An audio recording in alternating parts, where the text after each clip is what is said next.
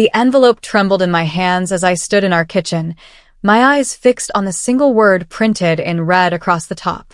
Unsuccessful. My sister Lydia leaned against the counter, coffee mug in hand, watching me with that familiar expression I had learned to dread over 32 years of being her older sister. Then she laughed. Not a surprised chuckle or an uncomfortable giggle.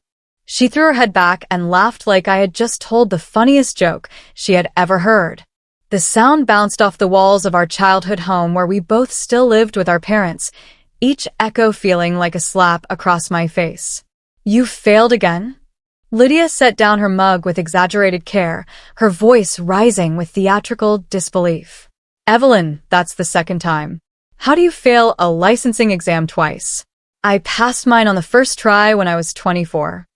I opened my mouth to explain that I had only missed the passing score by 3 points, that the exam was notoriously difficult, that plenty of people failed multiple times before passing. But the words stuck in my throat like stones. My mother appeared in the doorway, dish towel over her shoulder. She glanced at the paper in my hand, then at Lydia, then back at me. Her lips pressed into a thin line that might have been sympathy or might have been disappointment. I could never tell anymore. Well, she said finally, the word hanging heavy in the air between us. Dinner that evening felt like a trial I had not known I was attending.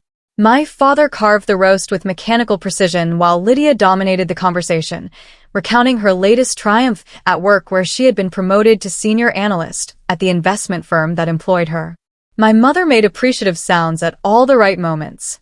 I pushed food around my plate, the failure letter folded in my pocket like evidence of a crime I had committed against the family's reputation. Maybe it is time to accept some difficult truths, Lydia said suddenly, her fork pointing in my direction like an accusation. Not everyone is meant for professional careers. There is no shame in knowing your limitations. My father nodded slowly, cutting another piece of meat with surgical precision. Your sister makes a valid point. You are 34 now, Evelyn. Perhaps this is the universe telling you something. You could find something more suitable, my mother added, her voice carefully gentle in that way that made rejection sound like kindness. Something less demanding. Something that fits better with your capabilities. I stared at my plate, feeling the walls of the dining room pressing closer. They were not angry. That would have been easier to bear. They were resigned, as if my failure had confirmed something they had suspected all along. I was the embarrassment they had learned to accommodate, the daughter who tried too hard and fell too short. Maybe some people just are not meant for more, Lydia said, taking a sip of wine with a satisfied smile. The words settled over me like a burial shroud. I excused myself quietly, and nobody tried to stop me. That night, I lay awake in my childhood bedroom, staring at the glow-in-the-dark stars I had stuck to the ceiling when I was 12. They had faded over the years, barely visible even in complete darkness, much like how I felt in my own family. At 2 a.m, I made a decision that changed everything. I would leave, not dramatically or with angry pronouncements, but simply and completely. Over the next week, I packed my belongings during the day while everyone was at work. My room gradually emptied of everything that mattered, though my parents never seemed to notice the missing photos or the gaps on my bookshelf. I found a small apartment across town, signed the lease with money I had saved from my administrative job at the hospital, and arranged for a moving truck. The morning I left, I was gone before breakfast. I did not write a note or send a text. I simply removed myself from their lives the way you might remove a splinter, quietly and with minimal fuss. My phone rang twice that day. Both calls from my mother, both asking where I had put the spare keys to the garage. Neither mentioned my absence. When I finally texted that I had moved out, her response came 4 hours later. Oh, okay. Let us know if you need anything. Lydia sent nothing at all. I imagined her relief at finally having the house to herself, no longer needing to share space with a family failure. My apartment was a studio with a window that overlooked a parking lot, but it was mine. I enrolled to retake the licensing exam the very next day, paying the $300 fee from my savings without telling anyone. The study materials arrived in a heavy cardboard box that I carried up 3 flights of stairs myself. For 3 months, I studied like my life depended on it, because in many ways it did. I worked my hospital shift from 7 to 3, then studied from 4 until midnight. I made flashcards that covered every surface of my tiny apartment. I joined online study groups with strangers who did not know I had already failed twice, who treated me like someone capable of success. But the doubt followed me everywhere, whispering in Lydia's voice. What if I failed again? What if they were right about my limitations? What if 34 was simply too old to start a real career? The night before the exam, I sat on my apartment floor surrounded by study materials and felt the weight of every discouraging word I had ever heard pressing down on my shoulders. My hands shook as I reached for my phone, my finger hovering over my mother's contact. Maybe I should tell them. Maybe I needed support. Then I remembered dinner, the resigned disappointment, Lydia's laughter echoing through the kitchen. I put the phone down and went to bed alone. The next morning, the exam stretched before me like a mountain I had tried to climb twice before and failed both times. The results email arrived 3 weeks later while I was restocking supplies in the hospital's pediatric wing. My hands shook so badly, I could barely open the message on my phone. I had to read the first line 4 times before the words made sense. Congratulations. You have successfully passed. I stood in the supply closet, surrounded by boxes of bandages and antiseptic, and felt something crack open in my chest. Not joy exactly, but relief so profound it made my knees weak.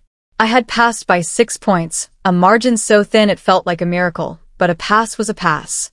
For exactly 30 seconds, I considered calling my parents. Then I remembered how they had discussed my limitations over pot roast, how easily they had written me off, how quickly they had agreed with Lydia that I should stop embarrassing myself. The phone stayed in my pocket. I did not celebrate. I did not tell anyone. I simply went back to work, finished my shift, and went home to my studio apartment where I ate leftover pasta and stared at the email until the words blurred. That weekend, I applied for entry-level positions in healthcare administration at hospitals across the city. The jobs paid barely more than my current position, and all of them reported to people younger than me, but they required the license I now held. I started my new position at Riverside Medical Center on a Monday morning in September. My supervisor, a 27-year-old named Kimberly with a business degree and an endless supply of confidence, gave me a tour of the office where I would be working in utilization review, checking insurance authorizations, and ensuring proper documentation. You'll be doing a lot of data entry at first, Kimberly explained, her heels clicking efficiently down the corridor. Just until you get familiar with our systems. I nodded, swallowing the fact that I'd spent months studying complex healthcare regulations only to start by entering numbers into spreadsheets. But I had learned patience in ways my sister never would. I knew how to be underestimated. I had years of practice. The work was tedious at first, but I noticed patterns quickly. Insurance denials often followed similar formulas. Authorization delays frequently stemmed from missing specific pieces of documentation. Hospital revenue losses could often be traced to simple clerical errors that cascaded into larger problems. I started making notes, keeping them private. I fixed small issues without drawing attention to myself. When Kimberly asked about a complex case 3 weeks into my employment, I had the answer immediately, along with 3 similar cases I had flagged and the policy citations that supported my recommendation. She looked at me differently after that, like she had just noticed I was actually in the room. Where did you learn that? She asked. I replied simply. My phone stayed silent. My family never called. The family reunion happened at Thanksgiving, 5 months after I had moved out. My mother called the week before, her voice carefully casual as she mentioned they were hosting and expected me to attend. Not an invitation exactly, more like an assumption. I agreed, curious to see how they had reframed my absence in their minds. I arrived exactly on time, carrying a pie I had baked myself. Lydia was holding court in the living room, surrounded by aunts and uncles who hung on her every word as she described her latest business trip to Seattle and the client presentation that had earned her another bonus. Evelyn, she said when she noticed me, her smile sharp and bright. Still at that little hospital job? Yes, I said, not mentioning my new position or the license I now held. How nice, she replied in a tone that made it clear she found nothing nice about it at all. I am just telling everyone about the Westbrook merger I am handling. 7 figures, incredibly complex. Not everyone could handle this level of responsibility, but that is what happens when you prove yourself early. She glanced at me meaningfully. Our mother beamed with pride. Our father raised his glass in a toast. Lydia's success was a family achievement, a reflection on their excellent parenting and good genes.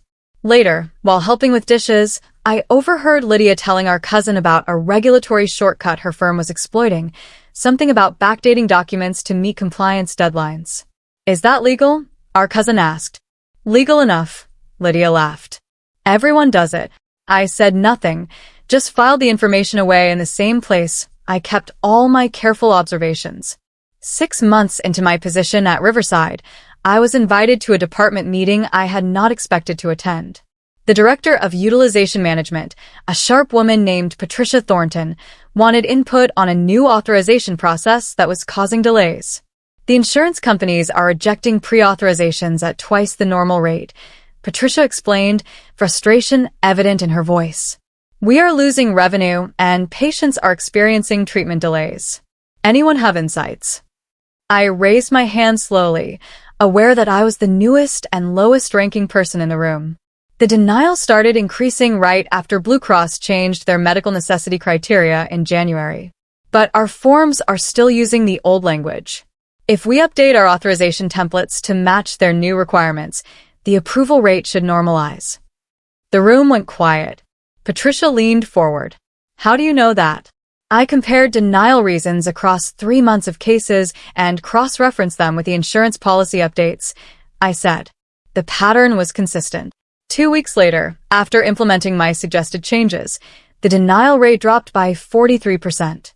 Patricia called me into her office and asked how I had time to do that level of analysis while managing my regular caseload. I noticed patterns, I said simply. My name went into a file marked high potential that I would not know existed for another year. At home, my phone stayed silent. My family never asked about my work. I visited my parents for dinner in March, a rare occurrence that my mother had insisted upon with unusual urgency. When I arrived, I discovered why. The entire meal was a showcase for Lydia's latest achievements, a symphony of praise conducted by our parents with the precision of a professional orchestra. The firm is considering her for junior partner, my father announced with undisguised pride. At 31, that is almost unprecedented. They recognize talent, my mother added, refilling Lydia's wine glass like she was honoring royalty. I sat quietly, eating my food and making appropriate sounds at appropriate moments. Nobody asked about my work or my life. I had become scenery in my own family's story, background decoration to make Lydia shine brighter. After dinner, while Lydia took a phone call in the other room, I overheard my parents talking in the kitchen. She is doing so well, my mother said, her voice warm with satisfaction. Always knew she would, my father replied. That is what happens when you have natural ability. Not everyone gets that gift, but Lydia has it in abundance. The implication hung heavy. Not everyone meant me. Natural ability meant something Lydia possessed, and I did not. They had decided years ago which daughter was worth investing their pride in. I left quietly, as I always did. But I also noticed something new, a small crack in their perfect narrative. Lydia had mentioned needing to redo some client files, something about a compliance review that was taking longer than expected. 8 months after starting at Riverside, Kimberly called me into her office with an expression I could not read. For a moment, I thought I was being fired. Instead, she told me I was being promoted to senior coordinator with a focus on regulatory compliance. Patricia specifically requested you, Kimberly explained. She said you see things other people miss. The promotion came with a 15% raise and an office with a door, small luxuries that felt monumental. More importantly, it came with authority to review and approve departmental policies, to interface with insurance companies, and to represent Riverside in regulatory discussions with state healthcare oversight committees. I did not celebrate publicly. I did not post on social media or call my parents. I simply accepted the position and continued my work, learning the systems and connections that made the healthcare industry function. 2 weeks later, while reviewing a compliance briefing from the State Healthcare Commission, I saw a familiar name buried in a list of investment firms being flagged for review. Lydia's company, Westbrook Financial, had been identified as a potential participant in an investigation regarding healthcare investment compliance irregularities. My hands stilled on the keyboard. The connection was not direct, not yet, but my new role involved collaborating with the same state commission conducting the review. I printed the document, filed it carefully, and said nothing to anyone. The intersection between my professional world and Lydia's had just become real, and she had no idea I was anywhere near it. The healthcare industry in our state was smaller than most people realized. There were only so many major hospitals, insurance companies, and regulatory bodies. Eventually, everyone's work intersected with everyone else's, and the connections formed a web that only became visible once you were inside it. My new position gave me access to that web. I sat in meetings with insurance executives. I reviewed policy implementations with state regulators. I consulted on compliance standards with legal teams. Slowly, carefully, I was building expertise that mattered. In May, I was assigned to a task force examining healthcare investment transparency, a dry topic that most people found boring but which actually governed how financial firms could invest in medical facilities and healthcare companies. The regulations were complex, designed to prevent conflicts of interest and ensure patient care remained the priority over profit. Westbrook Financial, my sister's employer, specialized in exactly this type of healthcare investment. I found their name in 3 different review documents within a week, always in the context of regulatory questions or required documentation submissions. My supervisor, Patricia, asked me to help review the submitted documentation from various firms. "You have an eye for detail," she said. "Make sure everything meets the new compliance standards." I agreed, my voice steady despite the strange feeling in my chest. This was not revenge. This was simply my job. But my job now intersected with Lydia's world in ways neither of us could have predicted. I had not engineered this situation. I had simply worked hard and followed opportunities, and now those opportunities had led me here. The email arrived on a Thursday afternoon. Patricia forwarded it to me with a short note asking for my analysis. Westbrook Financial was requesting an extension on their documentation submission, claiming they needed more time to compile historical records that met the new transparency requirements. I opened the attached files and began my review with the same careful attention I gave every case. Within an hour, I found inconsistencies. Dates that did not align with stated timelines. Investment disclosures that seemed incomplete. Nothing obviously fraudulent, but enough irregularities to raise legitimate questions. I wrote my analysis objectively, citing specific policy requirements and noting where the submitted documentation fell short. My recommendation was simple: deny the extension request and require full compliance documentation within the standard timeline. No special treatment, no exceptions. Just policy applied equally. Before submitting my report, I stared at the screen for a long moment. I could flag this as a conflict of interest. I could recuse myself because my sister worked there. Nobody knew about the connection, and revealing it might actually help Westbrook by removing my scrutiny. But I had done nothing wrong. My analysis was professional and accurate. My sister's employment at the firm did not change the facts of incomplete documentation. Recusing myself would not make their compliance issues disappear, it would just mean someone else would find the same problems. I submitted my report exactly as written. 2 days later, Patricia told me the extension had been denied. Westbrook would need to submit complete documentation or face escalating compliance reviews. I did not know immediately how Lydia reacted to the news. I only learned about it weeks later when our mother called, her voice tight with concern in a way I had not heard directed at me in years. "Lydia is having some trouble at work," she said without preamble. "Some regulatory situation that is not her fault at all, but it is affecting her projects. You work in healthcare administration now, right? Do you know anyone who might be able to help?" I held the phone away from my ear for a moment, processing the layers of irony. They had never asked about my work before. Now they wanted to use my connections to help Lydia. What kind of regulatory situation? I asked carefully. I do not understand all the details, my mother admitted. Something about documentation and compliance reviews. Lydia says people are being jealous and creating obstacles because she is young and successful. You know how that is. I did not know how that was. I knew how it felt to be laughed at for failing an exam. I knew how it felt to be told to accept my limitations over pot roast.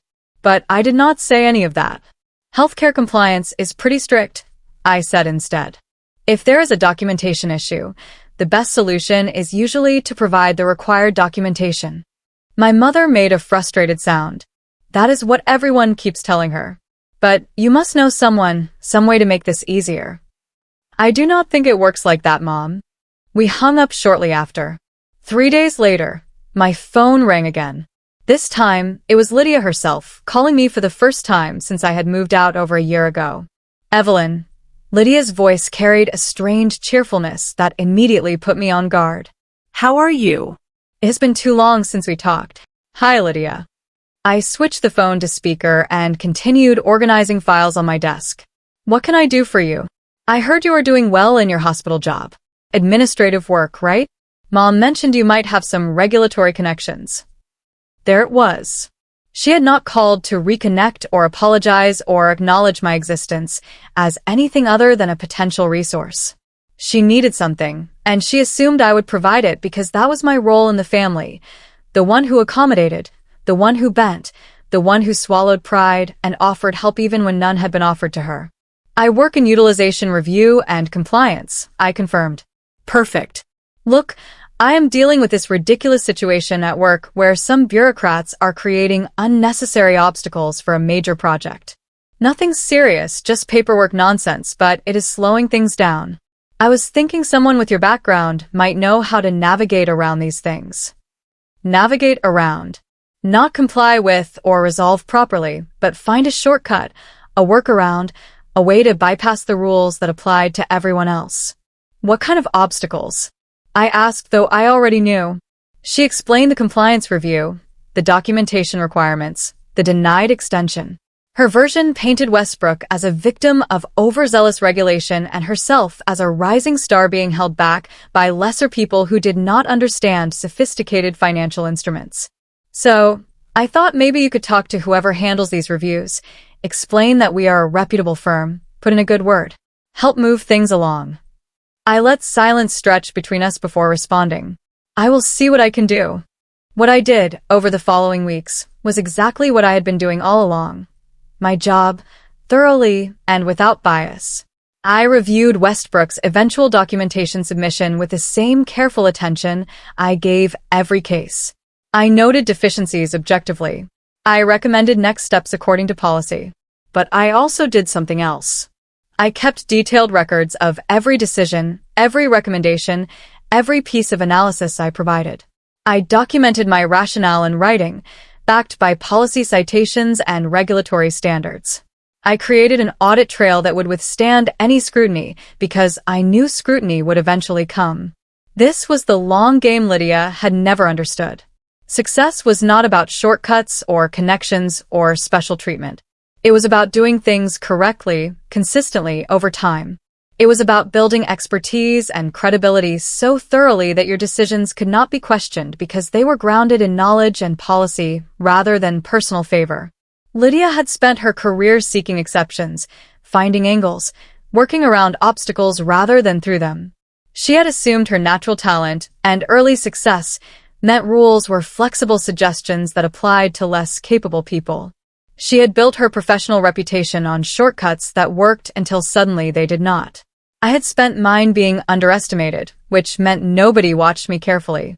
I had been dismissed as lacking natural ability, which meant nobody realized I was acquiring real expertise instead. I had been written off as not meant for more, which meant I had been free to build something solid without interference or expectations. The formal review was scheduled for 3 months out. I could not influence it unfairly, but I did not need to. The facts would speak for themselves. My parents called together, a unified front that would have been intimidating if I had still been the daughter who lived in their house and sought their approval. My father's voice came first, heavy with paternal authority. Evelyn, your mother, and I need to talk to you about family loyalty. I sat in my small apartment, looking out at the parking lot where spring rain was beginning to fall. Okay. Lydia is facing some challenges at work. My mother cut in, her tone urgent. Serious challenges that could affect her career. We know you have some position in healthcare regulation now, and we need you to help her. Family helps family. The phrase hit like a punch. Family helps family. Where had family been when I failed my exam and Lydia laughed? Where had family been when they discussed my limitations over dinner? Where had family been when I moved out and nobody noticed for 4 hours? What kind of help are you asking for? I kept my voice neutral. Whatever you can do to make this compliance situation go away, my father said bluntly. Talk to the right people. Explain that this is all a misunderstanding. Lydia has done nothing wrong. She is just caught in bureaucratic nonsense. If she has done nothing wrong, then a proper review should clear everything up, I said. Silence on the other end, heavy with disapproval. Then my mother spoke, her voice taking on that wounded tone she used when she wanted me to feel guilty. You are not actually going to help her, are you? Your own sister, and you are going to let her career be destroyed out of jealousy. The accusation should have hurt. A year ago it would have. But I had spent the past year learning my own worth in a place where my value was measured by competence rather than birth order. I am not jealous of Lydia, I said quietly. And I am not letting anything happen to her. I am simply doing my job with integrity. If that does not help her, maybe she should examine why. That is a no then, my father said coldly. That is a no, I confirmed. I will not compromise my professional ethics, not even for family. Especially not for family who only remembers I exist when they need something. I hung up before they could respond. My hands were shaking, but my voice had been steady.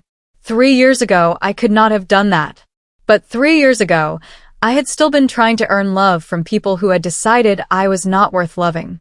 The formal review happened in June, conducted by a panel that did not include me. I had submitted my documentation and analysis weeks earlier, then stepped back to let the process unfold without my influence. This was important. If Lydia faced consequences, they needed to come from legitimate findings, not personal revenge. The results were damning. Westbrook Financial had been systematically backdating documentation to meet regulatory deadlines, misrepresenting investment timelines, and creating compliance records that did not match actual practices. The violations were not minor technicalities. They represented fundamental breaches of healthcare investment regulations designed to protect patients and ensure ethical financial practices. Lydia had not created the system, but she had participated in it enthusiastically, signing off on documentation she knew was inaccurate, representing timelines she knew were false, all in service of closing deals faster and earning larger bonuses. The firm was fined heavily. 3 senior partners were forced to resign. And Lydia, as a junior partner who had signed numerous problematic documents, found her professional reputation destroyed overnight. She showed up at my apartment on a Tuesday evening, pounding on the door with an urgency that suggested she had been drinking. I opened it to find her disheveled and furious, barely recognizable as the polished professional who had mocked my little hospital job at Thanksgiving. You did this, she said, pushing past me into my small studio. You sabotaged me. You ruined my career because you were jealous. I closed the door quietly and turned to face her. I did not sabotage anything, I said, my voice calm despite the pounding of my heart. I reviewed documentation and found compliance violations. That is my job. Your job. Lydia laughed, but it sounded nothing like the laugh that had echoed in our kitchen when I failed my exam. This laugh was bitter and desperate. You expect me to believe this is a coincidence? You work in the exact field that oversees my company, and suddenly I am under investigation. I did not engineer the intersection of our professional worlds, I said. I took a job I was qualified for and worked hard. Where that work led was not something I controlled. She stared at me, and for the first time in our lives, I saw uncertainty in her eyes. She had always been so sure of her superiority, so confident in her natural advantage over me. Now that certainty was crumbling. You cannot do this to me, she said, but her voice had lost its conviction. I am your sister. You were my sister when you laughed at my failure, I replied quietly. You were my sister when you told me to accept my limitations. You were my sister when you said some people were not meant for more. But you only remember we are related when you need something from me. I did not mean those things, Lydia protested, but we both knew she was lying. Yes, you did, I said. You meant every word. And our parents meant it when they agreed with you. You all decided I was the family failure, and you built your identity around being better than me. But you built it on shortcuts and ethical compromises, and eventually, those things catch up. She opened her mouth to argue, then closed it again. For once, Lydia had nothing to say. The package arrived at Lydia's apartment 3 days later. I sent it via certified mail, requiring her signature, ensuring there was a legal record of delivery. Inside was a comprehensive document I had prepared carefully on my own time, using only public information and records I had legitimate access to. The cover letter was brief and professional. Lydia, enclosed you will find documentation regarding my professional role and the ethical boundaries that govern my work. As you requested clarity on whether I can intervene in your situation, this should answer your questions. The short answer is no, I cannot, and I would not even if I could. This is not personal revenge. It is professional integrity. I hope you understand the difference. The package contained copies of my job description, the ethical guidelines I was required to follow, the organizational chart showing my position relative to the review process, and a detailed explanation of the conflict of interest policies that would prevent me from interfering even if I wanted to. But it also contained something else. A timeline showing every interaction we had about her work situation, every request for help, every assumption she had made about my willingness to compromise my ethics for her benefit. Not accusations, just facts. Dates, times, direct quotes from voicemails and text messages she had sent. The final page was a copy of the compliance finding summary, the public record that documented Westbrook's violations. Her name appeared 17 times in the report, each instance representing documentation she had signed or decisions she had approved. I did not include commentary. I did not need to. The facts spoke clearly enough. She had assumed I was small and she was big, that I was powerless and she was important, that I would help her cheat because that was what family did. She had been wrong about all of it. Lydia called me the night she received the package. Her voice was small and broken, nothing like the confident professional who had dominated every family gathering with stories of her success. I never realized, she whispered. I never understood what I was asking you to do. You wanted me to compromise my professional ethics to save you from consequences you earned, I said simply. You wanted me to be small so you could stay big. I did not mean it like that. Yes, you did. You have always meant it like that. I was not angry, just tired. You laughed when I failed because it confirmed your view of yourself as superior. You mocked my hospital job because it made yours seem more impressive. You only called when you needed something because you never saw me as valuable otherwise. Silence stretched between us. Then, barely audible. Can you forgive me? I considered the question carefully. I can forgive you for being cruel when we were younger. I can forgive you for being thoughtless and selfish. But I cannot save you from consequences you created. And I cannot pretend we have a relationship we never actually had. What does that mean? It means the power dynamic between us is not temporarily reversed. It is permanently over. I am not the family failure you get to mock. I am not your backup plan or your shortcut. I am someone who built expertise and credibility through hard work, and you cannot intimidate that away. She started to cry, real sobs that might have moved me a year ago. But I had learned something important in my year of silence and careful work. Some people's tears were not about remorse. They were about the loss of control. Please, she whispered. Please help me. No, I said, the words simple and final. You are my sister, Lydia sobbed. You cannot just abandon me. I am not abandoning you. I am maintaining professional boundaries. There is a difference. I kept my voice gentle but firm.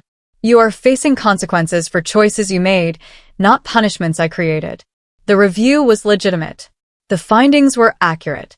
Your career is damaged because you participated in violations, not because I reported them. But you could explain. You could tell them I did not know. You knew, I interrupted. You told me yourself at Thanksgiving that you were backdating documents and everyone did it. You knew it was questionable, and you did it anyway because it was profitable. Silence. Then, quietly, Mom and Dad will never forgive you for this. The threat was so predictable it almost made me smile. Mom and Dad made their choice a long time ago. They decided you were the valuable daughter, and I was the disappointment. They are welcome to maintain that belief, but I do not need their approval anymore. You are being cruel, Lydia said, her voice hardening with familiar anger. No, I replied calmly. I am being clear. Cruelty was laughing at my failure. Clarity is refusing to compromise my integrity to save you from yours. I hung up before she could respond. My phone rang again immediately. I turned it off and sat in the quiet of my apartment, feeling something I had not felt in years. Peace.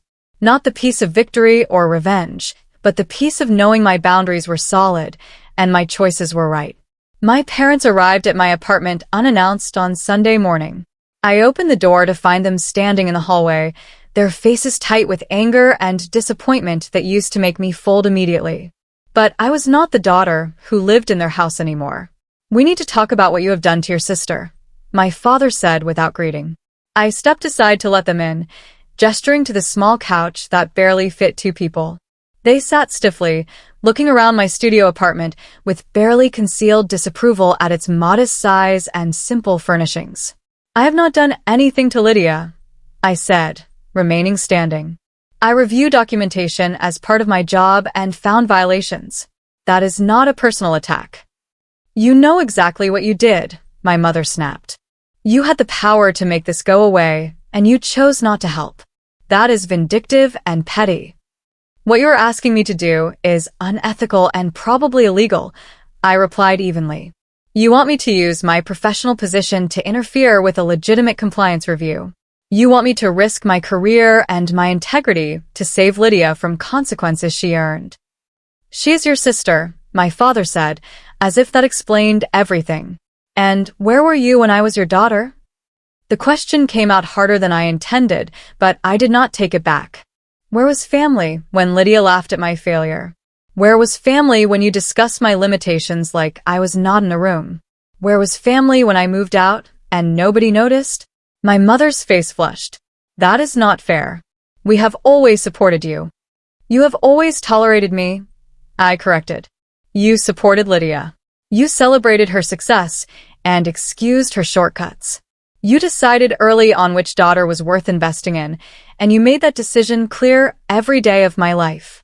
Now you are angry because the daughter you wrote off has professional authority and the daughter you celebrated cut corners until it caught up with her. The truth hung in the air between us, heavy and undeniable.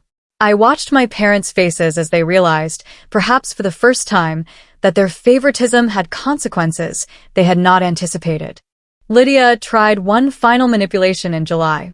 She posted on social media a long, emotional message about family betrayal and professional jealousy.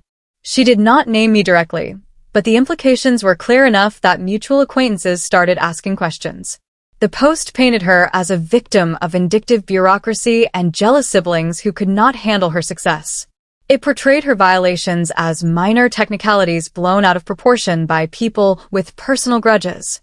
It was a masterpiece of victim narrative, designed to salvage her reputation by destroying mine. What she did not know was that my professional reputation was not built on social media. It was built on documented competence, careful work, and relationships with people who understood the healthcare compliance field. The people whose opinions mattered already knew the facts of Westbrook's violations. They had read the review findings.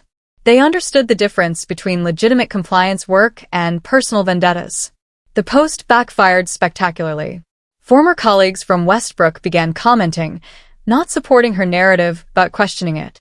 Someone leaked internal communications showing Lydia had been warned multiple times about documentation irregularities. Another person shared that she had been directly involved in creating the backdating protocols that formed the basis of the violations. Within 48 hours, Lydia deleted the post. But screenshots lived forever, and the attempt at public manipulation had only reinforced the impression that she was willing to bend truth to serve her needs. She had tried to use shame and public pressure to force me into compliance, assuming I would fold under social scrutiny the way I had once folded under family pressure.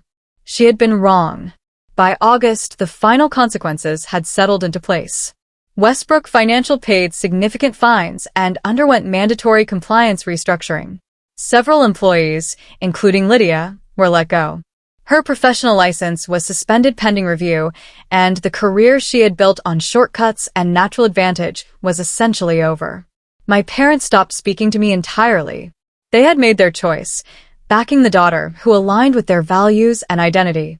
I was no longer invited to family gatherings. My name was not mentioned in family conversations. I had been erased from the narrative, which was fine. I had erased myself years ago when I walked out quietly and built a life they never noticed. Lydia found a job eventually, something administrative and far below her former position. I heard about it through a mutual acquaintance. She was learning what I had always known: how to be underestimated, how to work hard without recognition, how to build from the bottom when the top was no longer accessible. I did not take pleasure in her fall. That would have required me to still be emotionally invested in our family hierarchy, in the dynamic of golden child and scapegoat that had defined our relationship. But I had moved beyond that. I had discovered something more valuable than revenge: indifference. My career continued to grow. I was promoted again in September, taking on regional responsibilities that expanded my authority and influence. I made professional connections that valued my expertise. I built a life that had nothing to do with being someone's disappointing older sister, and everything to do with being competent, ethical, and thorough. The laughter that once defined me, that cruel sound echoing in my childhood kitchen, had faded into irrelevance. It could not touch me anymore because I had stopped measuring my worth by my family's assessment. 3 years later, I sat in my new apartment, larger now, with windows that overlooked a river instead of a parking lot. I had just returned from a conference where I presented on healthcare compliance best practices.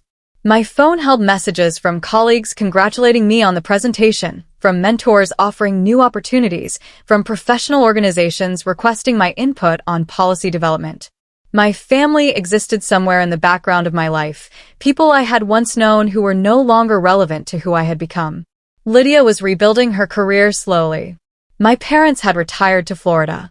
We exchanged brief, polite messages on birthdays and holidays, maintaining the appearance of connection without its substance. I did not hate them.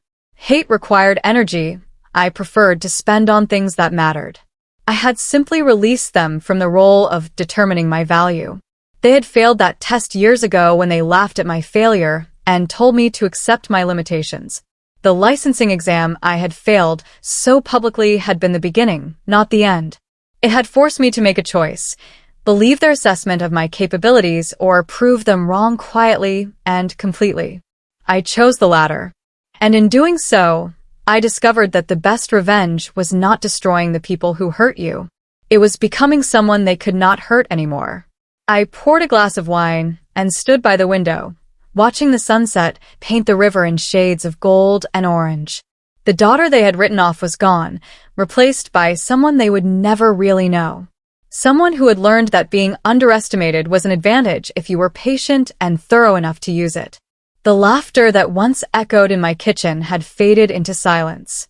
But in that silence, I had found something far more valuable: the sound of my own voice, steady and sure, telling a story that was finally mine to write.